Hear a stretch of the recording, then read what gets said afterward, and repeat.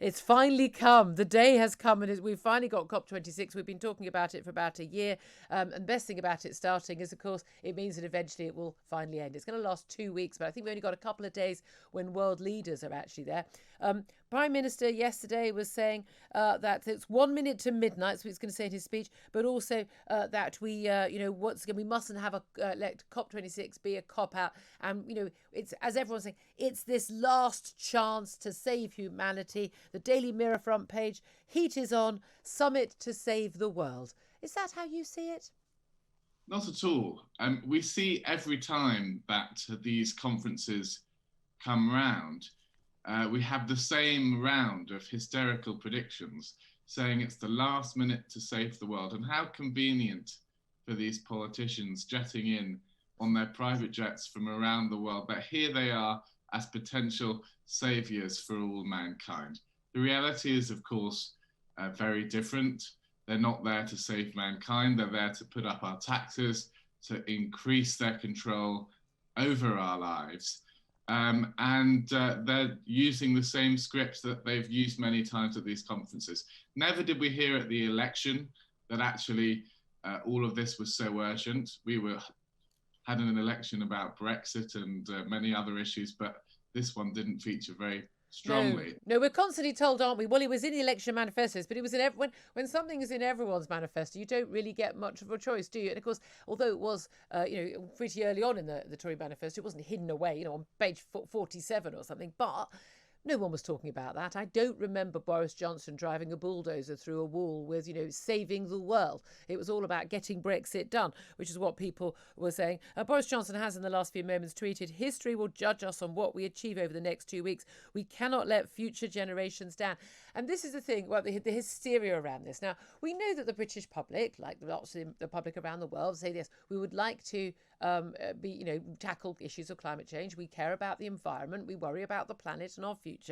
However, there are two different aspects to this. One is, what should we do about it? And the other aspect is, exactly what are we talking about trying to actually save us from? Because these apocalyptic, hysterical reports that we see, Sky and BBC, yes, I'm talking about you in particular, everything is apocalyptic. We're all going to die. If the temperature goes above 1.5 degrees higher than in pre-industrial times, we're going to be set on fire. The forests Amazon forest is basically disappeared. The whole of the world is going to be underwater. The bits that aren't in drought, the bits that aren't on fire. And none of this is actually evidence-based. Those claims, the hysteria, the catastrophizing, the crisis of climate, the climate crisis is called, the climate catastrophe, as the BBC insists on calling it, that is rhetoric that is not backed up by the actual scientific reports, like the Intergovernmental Panel on Climate Change's most recent report that we were told, was it code red for humanity. That's not backed up by what the report actually says is going on.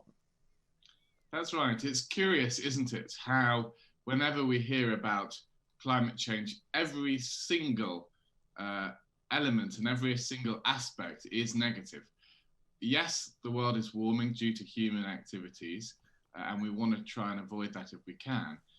But we're told that all these consequences will be bad because there's a sort of quasi-religious element to this. In which we think because humans have affected the world, it must be an inherently negative impact. And that's quite sad that we sort of view humanity in this negative way. There are going to be challenges to deal with, but we have the technologies to do it. We have nuclear and gas, low carbon energy sources that can provide that reliability that people need. We can't base our future off of unreliable, expensive energy sources like wind and solar. So we need a bit of pragmatism. We can get our emissions down, but we can do so in a sensible way, an effective way that also provides that reliable energy that people... And that's the thing, isn't it? It's all or nothing. And actually, again, we've only recently been talking about the costs of net zero, and they run into the trillions and trillions of pounds.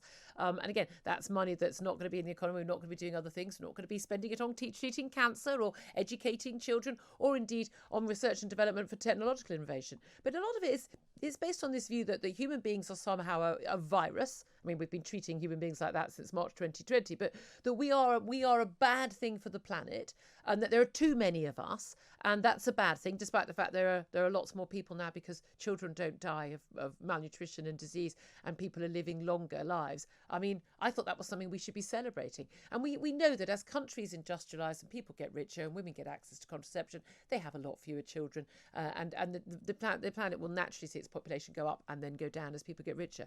But it's this idea that somehow us being here is a bad thing, and that everything we do is wrong, as opposed to looking at the good side of what we can do to actually improve the planet, and all of the different technological innovations which are going to be there around the corner, which are going to change our lives. I have no doubt at all we will come up with a cleaner, reliable, secure fuel source.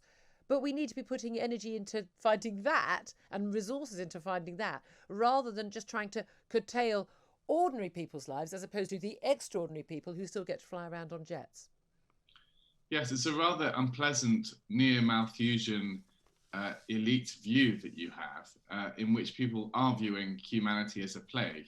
And that's been debunked over the last few hundreds of years, where we've actually seen increasing population numbers go hand in hand with improved living standards. And now actually environmental standards in many rich countries are improving as well. So we've got to see that wealth circulate around the whole world. We've got to see developing countries lifted out of poverty, and that will help them to focus more resources on helping the environment. And that is a key aspect of things. Actually, the environmental damage, the problems that are happening in the non-developed world. And there's lots of criticism of Britain, like somehow America and China are the really biggest polluters, but we in the UK, as the founders of the Industrial Revolution, we kind of owe the planet something. We need to pay back, despite the fact that the Industrial Revolution has basically doubled our lifespans and led to, the richest person 100 years ago did not live as well as a low-income person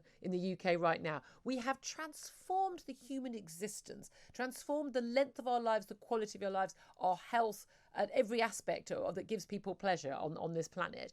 And yet we're supposed to be embarrassed and ashamed of it, whereas actually what we should be doing is making sure that the rest of the world gets to enjoy what we enjoy. And COP26 and net zero are specifically aimed at stopping them doing that. That's right. They want to stop developing countries using fossil fuels. They want to make them pursue a way of development that has never been tried or tested anywhere. Every country that's industrialized in history has done so through fossil fuels.